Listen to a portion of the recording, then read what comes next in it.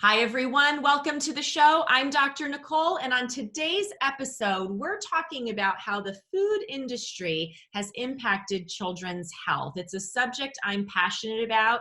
The connection between food and both physical and mental health is so strong. We've covered this topic in many different ways in past episodes of the show. But what we've seen is over the past few decades, children's food intake has shifted dramatically towards less healthy food. There's a lot of reasons for that.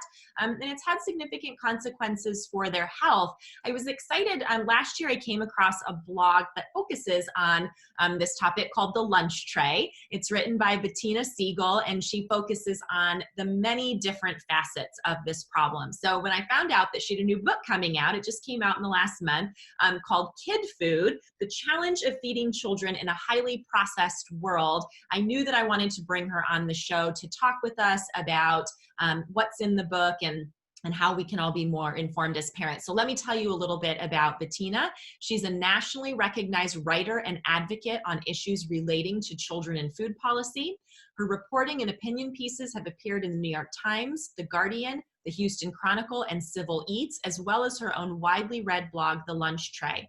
She frequently appears on or is quoted in national media, including Today, ABC World News Tonight, NBC Nightly News, The Doctors, Washington Post, and Parents. In 2015, Family Circle named Siegel one of the country's 20 most influential moms, and she's one of the most successful petitioners in Change.org's history. A graduate of Yale College and Harvard Law School, Bettina lives in Houston with her husband and 2 children. It is such a thrill to have you on the show today. Welcome. Thank you so much for having me. I've been really looking forward to this conversation. I'm excited the book is out. I have been working my way through reading it. It's fantastic, and really think that our listeners are going to enjoy hearing what you have to share. You know, in reading your bio, and reading more about you on your blog and in the book, you have an interesting background. You certainly did not start out your career in things related to food policy or these kinds of things. Give us kind of a snapshot of how did life take you in this direction to be doing this kind of work today? Well, as you said, this really was a completely accidental, unexpected path for me. And in fact, as you mentioned in my bio, I'm a lawyer, and for a fairly large portion of my 10-year career, I was actually working for big food. So I really have had this kind of 180. I think the short answer to that question is I became a mother. And I think as many of your listeners can relate, you really start to see our food system and our food environment very differently when you become responsible for feeding children. So that was probably the first kind of pivotal moment for me. More specifically, in 2010, I became involved in school food reform here in Houston, where I live, Houston Public Schools. And that too was quite eye-opening and pivotal for me. And I really started to want to share what I was learning with other parents. And since at that point I was starting to explore freelance writing, it just became a natural outlet to start the blog and talk about school food and also all the other frustrations I was feeling as a parent trying to raise healthy eaters. And that blog is really what set me on this most unexpected life path. Yeah, and I was reading in the book, you share about how that came about, being on this committee at your kids' school. And I think for so many of us as parents, we just tend to be unaware of how that whole system works, right? Like how it is that the foods that are served in schools come to be, the things that are served. And you made a really good point in the book, I thought, about how those of us who have the ability to just send kids with, their own lunches and foods, we tend not to think as much about the fact that there are so many kids who rely on what's served in school as their nutrition and, whose families maybe don't have choices. And so these become really important systems level issues for us to address when we're thinking about children and food and health and all of that. Absolutely. I think one of the most eye-opening things I learned at my very first meeting in Houston was that over 80% of the families in my district rely on school meals. They're economically dependent on them. And that statistic shocked me, but it's actually quite common in most big urban areas and elsewhere around the country. So as you said, it really becomes a critical issue in terms of how we're feeding millions of children every day. Something like a little over 30 million children eat school meals, and about 21 million of them do so out of economic needs. So if we can get school meals right, we actually are making quite a big difference in the food environment for so many American children. Yeah, such an excellent point. I want to dive into so many things to talk about with the book. We'll see what we can get to in our time together. But I want to start out with this issue of highly processed food, because you make some important distinctions about that and talk about why you focus on that as being such an issue. So I'd love to have you talk a bit about how you define highly processed food and why that is so problematic. I think it's really good to talk about that because, you don't want to just condemn processed food across the board. I mean, when you think about it, a can of cooked black beans is processed food, and I think most of us really appreciate the efficiency and food safety that we get from processing. So I'm certainly not condemning all processed food, but there is this category, and I use a definition in the book that was developed by someone else named Carlos Monteiro in Brazil. He calls it ultra-processed food. I call it highly processed food. But it's basically those foods that are at the far end of the processing spectrum. And the reason why we really ought to be worried is because more and more studies are coming out now that really are showing a very clear correlation between a diet high in highly processed food. Oh, Nicole, I'm so sorry. My phone is ringing. That's okay. We can edit that out. All right, I'm going to make that go away. In fact, can you just pause for 1 second, because I'm also going to let my dog out. Do you mind? Absolutely. All right, I'm so sorry. No worries. So sorry.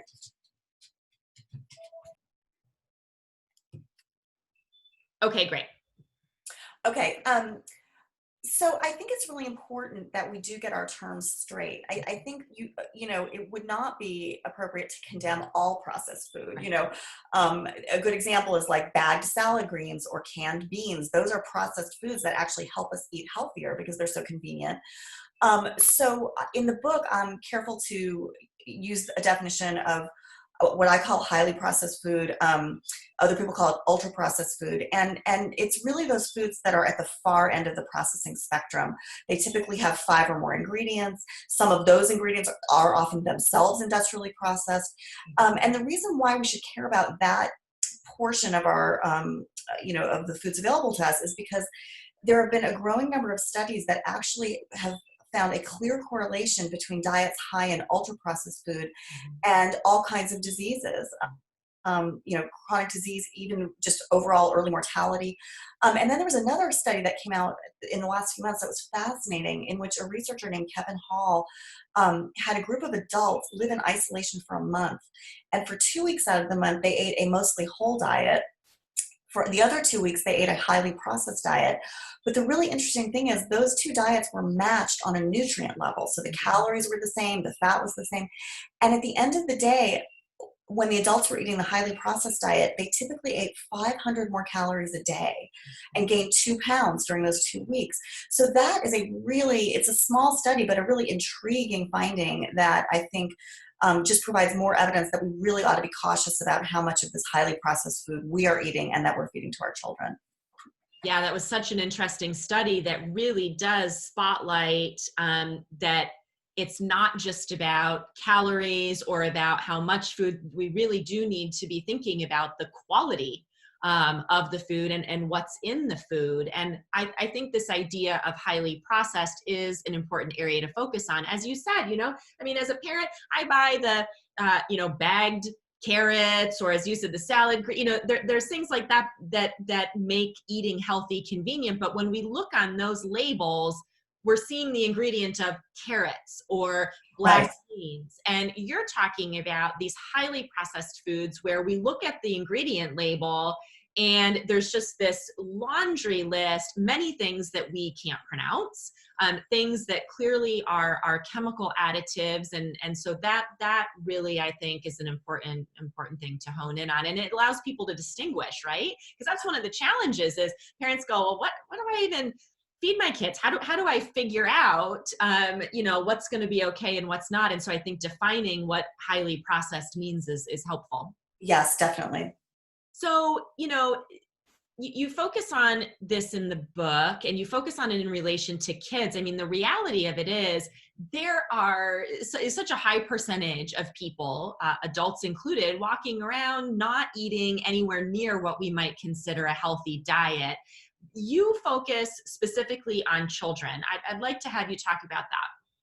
Yes, that was, I think, a really important point to address in the book. We're all eating statistically a pretty poor diet in America, so why focus just on kids?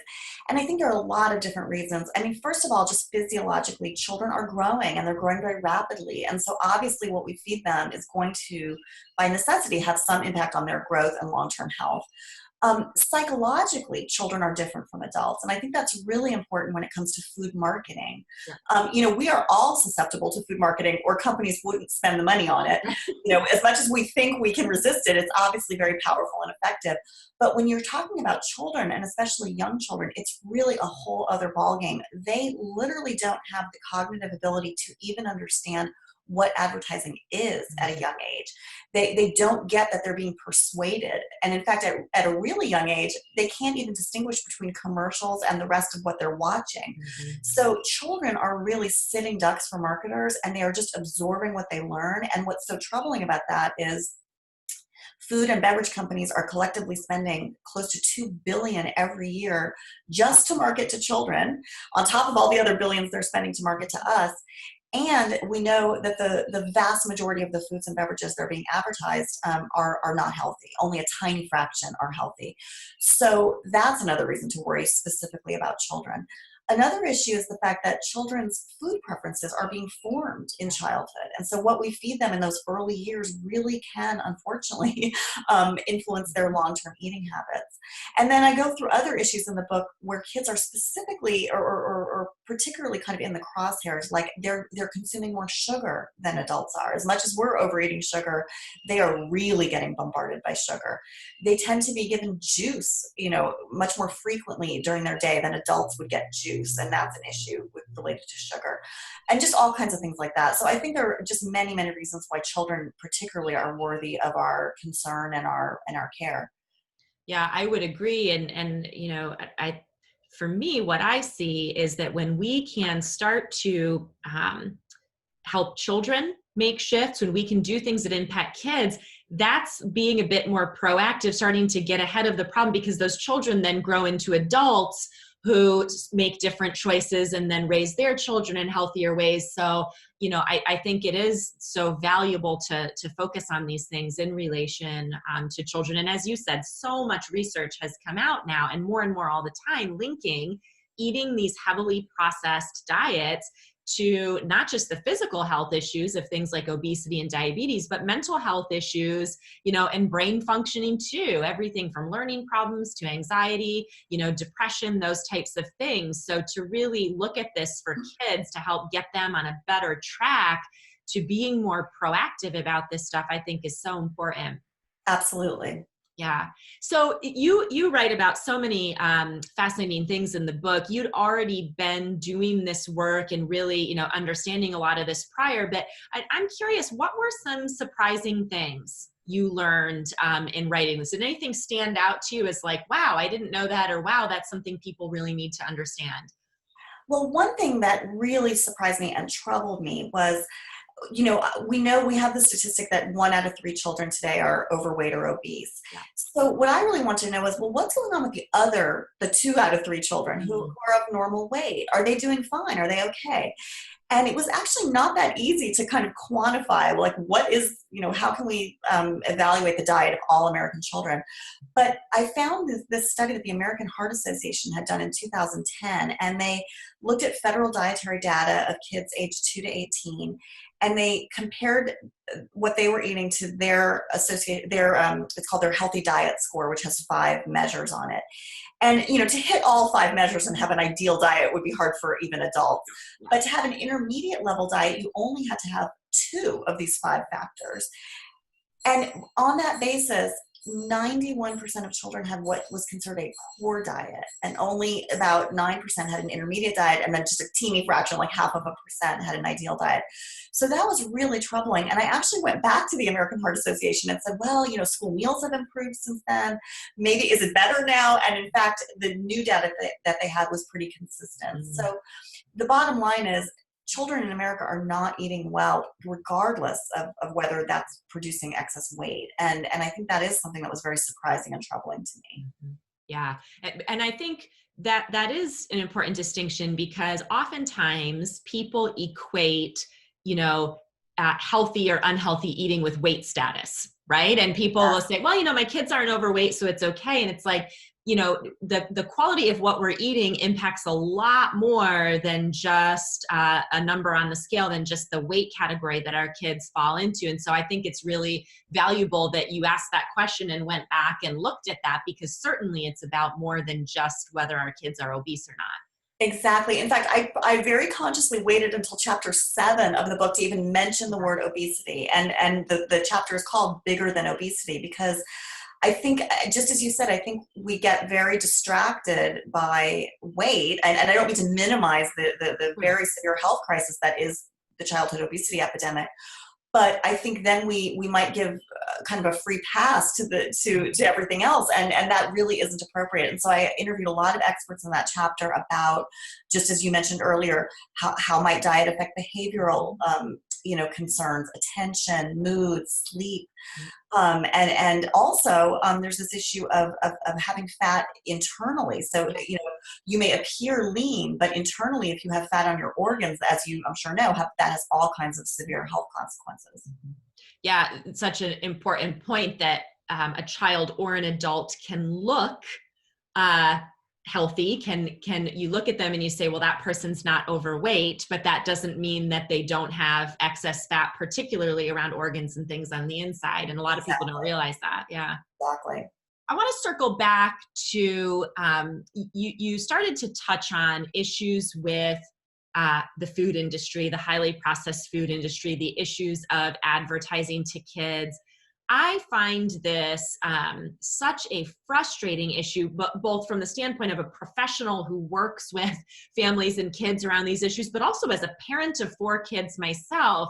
I've tried to think back about my own experience with, advertising and things when I was little. I mean, is it just my misperception? I feel like this issue has gotten worse, and maybe it's just because now we're in a 24/7 tech-connected culture where these messages are bombarding kids from more avenues. Like, I grew up, we had a TV set, right? I mean, that was the primary way, maybe some magazines, things like that. I mean, what's your take on that? Has this become a more prevalent problem in terms of children now being bombarded with more of these messages than ever before? I think that's such a good question. And I think the answer is yes, because we, unlike when we were little, now there is all of this digital technology, and there's several reasons why that is problematic.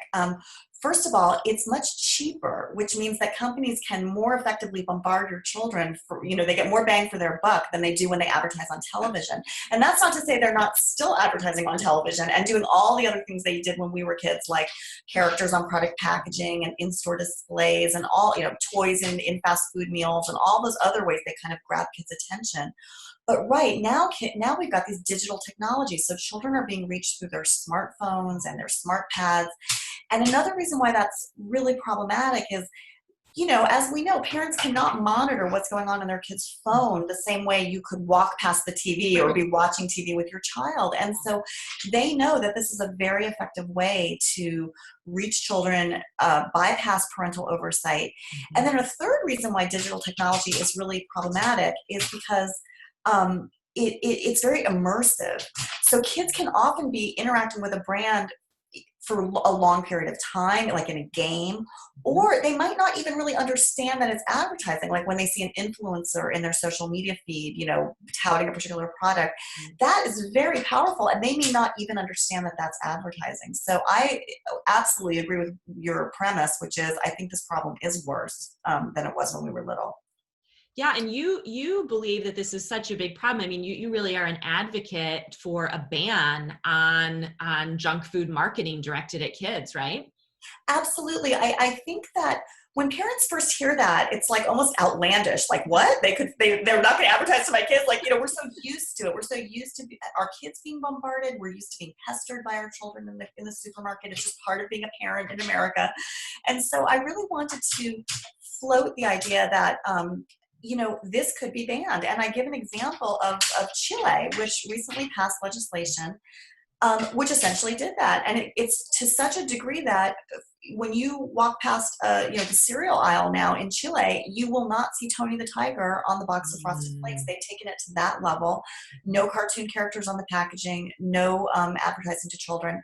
And I just read a study like about 3 days ago. It is proving effective. And that is something that we could have here. Admittedly, it would be incredibly difficult with food industry lobbying. But if parents on both sides of the aisle fought for that, I do believe we could achieve it here as well. I think parents just don't realize it's even a possibility.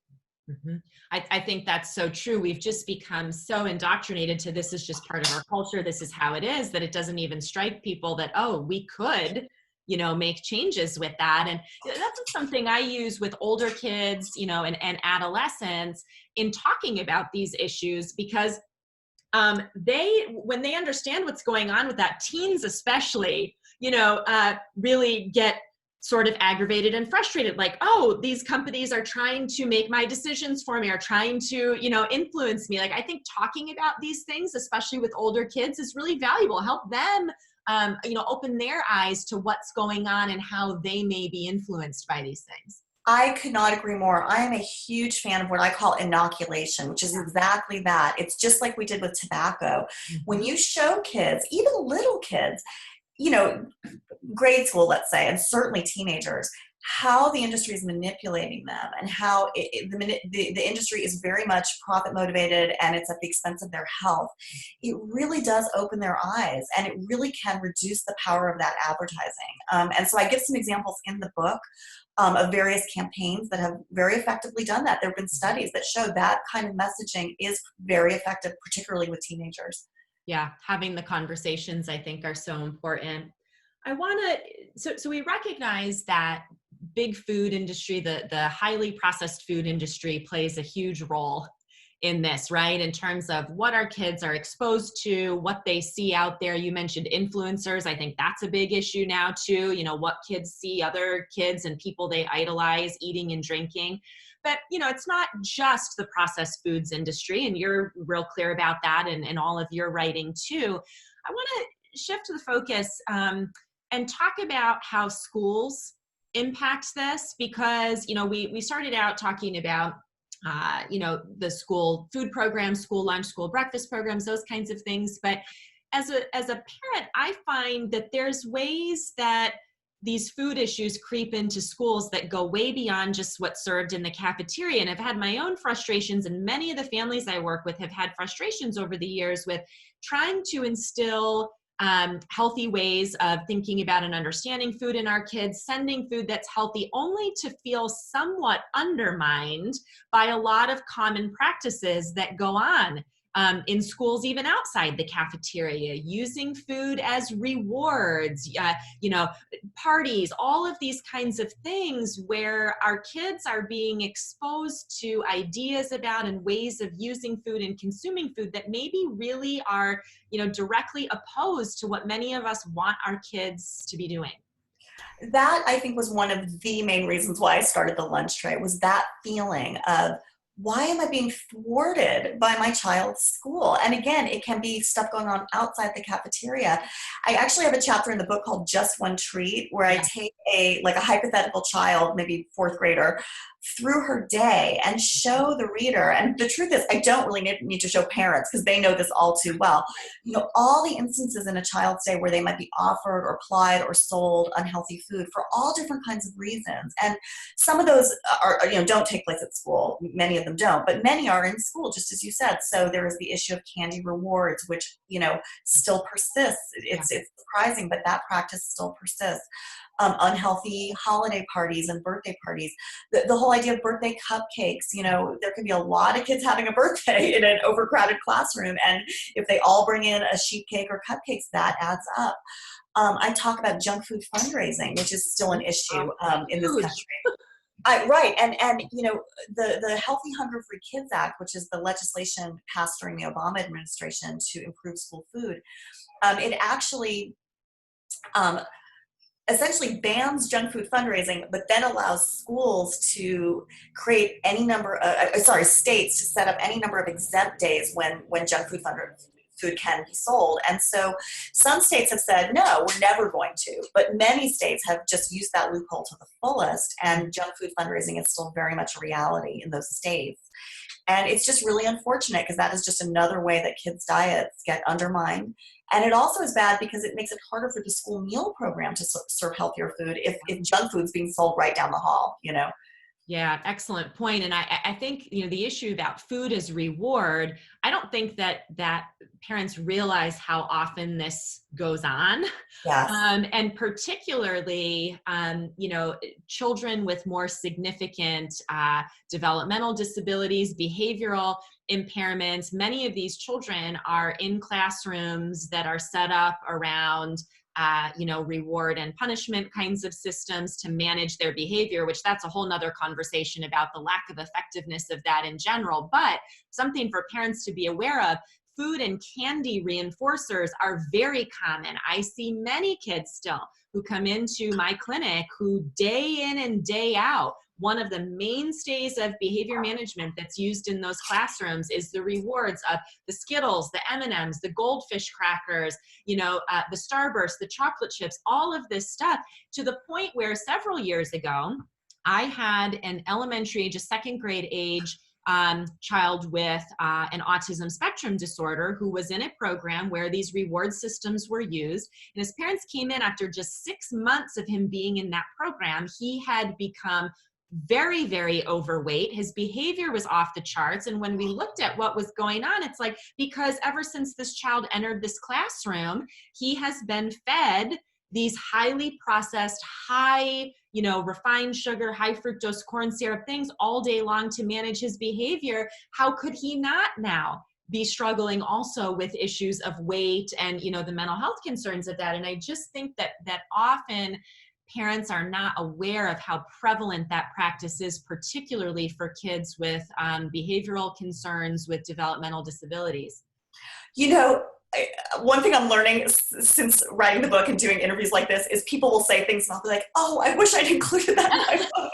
So this is such an important topic, because I remember that when we were trying in Houston to build into our wellness policy a ban on candy and other junk food rewards, or indeed any food reward, one issue that kept coming up was, well, special needs classrooms feel that they must use these kinds of reinforcements. And I think we even had a carve out for it. And I think that is so troubling, because just as you said, these are children who in particular might benefit from a diet, that isn't so heavy in the candy and all the other processed food. It's really a very troubling issue.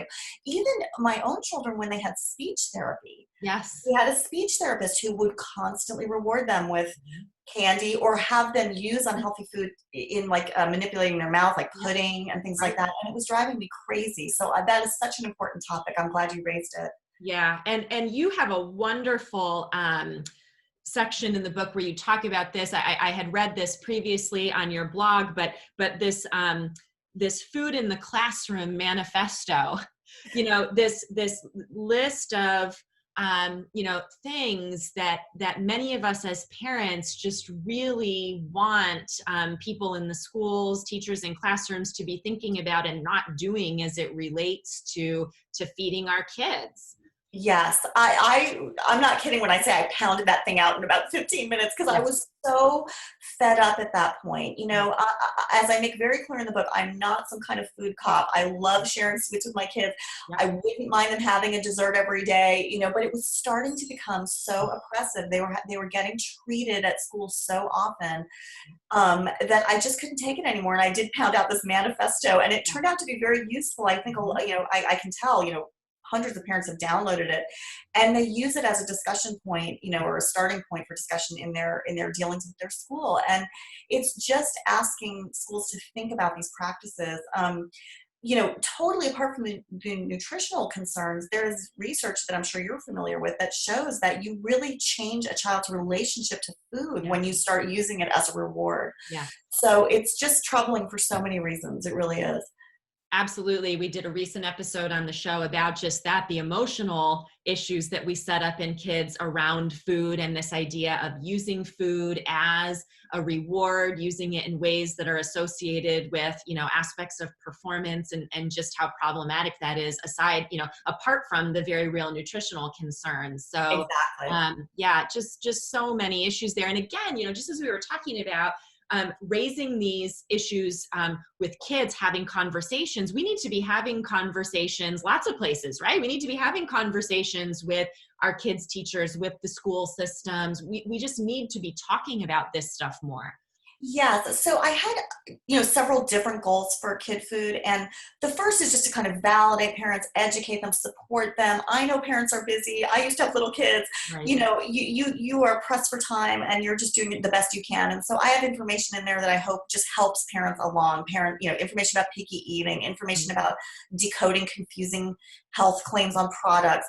But the second goal for the book, the loftier goal, is I would love to have some of these conversations, going in your soccer league, in your PTA meeting, with your local restaurateur, like asking him or her, why can't the children's menu be healthier? Parents have a huge amount of power.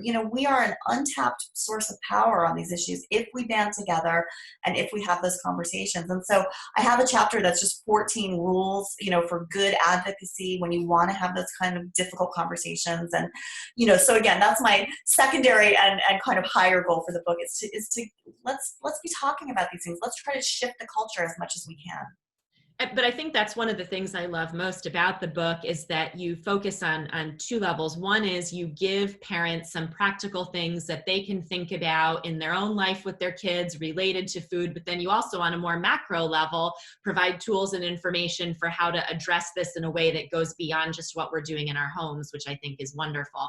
Exactly. And then I take it to the even highest level, which is, totally apart from the individual activism we could all be engaging in if we wanted to.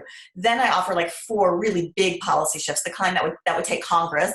But again, if we vote on these issues, if we ask our legislators about them, if they become topics in town halls and debates, then they're on the agenda, and that's another goal. Absolutely. And I'd love to have us sort of finish on that topic. You at the end of the book, you talk about these 4 wishes for improving how we feed kids in this country. What are those 4 wishes? So I'll keep them very top line. I go into a little detail on each one, but the big picture issues are, improvements to the school meal program. I only have 1 chapter in the book on school food, and my goal is that when you finish reading that chapter, you will understand why the food in your cafeteria may not look like you want it to, why it still is so highly processed often, why you're not seeing scratch cooking. And so one big goal is all the ways we could support school food professionals, better fund that program, all of that. A second goal relates to, as we talked about earlier, advertising. If I had my wish, we would just ban child-directed food and beverage advertising altogether, but I also offer other ways we could at least restrict it and limit it.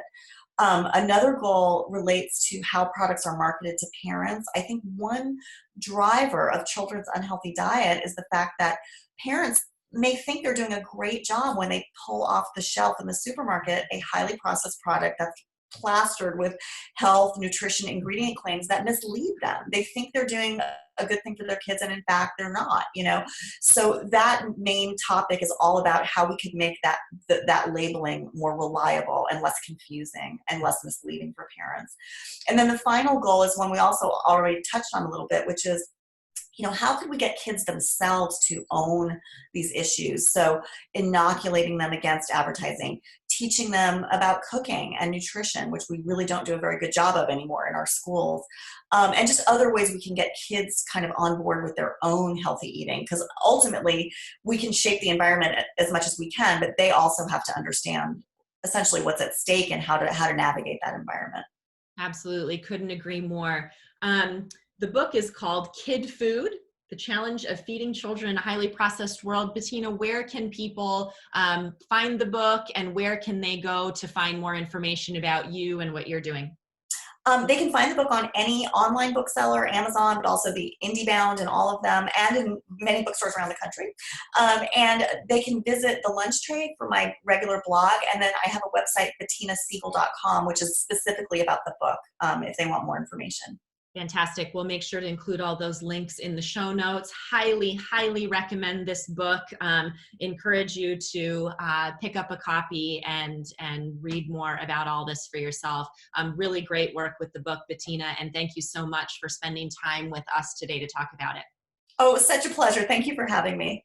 And thanks to all of you for listening. We'll catch you on the next episode of The Better Behavior Show.